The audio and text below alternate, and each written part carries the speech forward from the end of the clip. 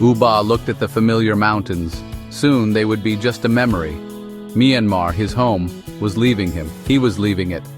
The thought brought a dull ache to his chest. He was leaving because of the fighting. The soldiers made life hard for his people. There was no peace, no future. Uba dreamed of a better life for his children, a life without fear, a life in America, in New York City. He had heard stories of opportunity, of freedom. He held his wife's hand, her warmth, the comfort. She was scared too, he could see it in her eyes. But they were in this together. For their children, they would be brave.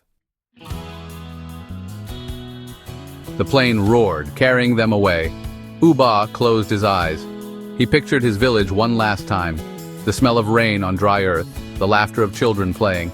He clutched the small bag in his lap. It held all he had left of home, a worn photograph, a small jade Buddha, New York City.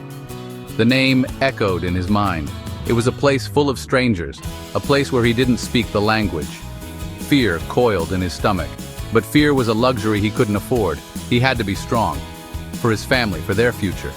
He clung to the hope that whispered in his heart, a hope for a better tomorrow.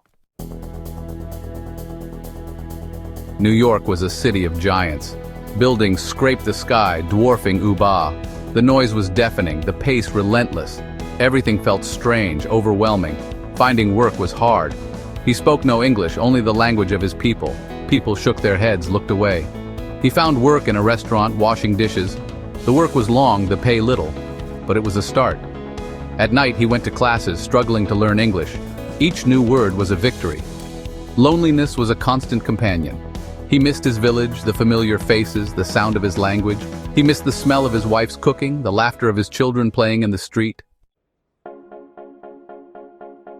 One day a customer at the restaurant smiled at Uba. He spoke slowly, kindly in broken Burmese. He had been a refugee too, he said. Uba felt a flicker of warmth. He was not alone. Slowly life began to change.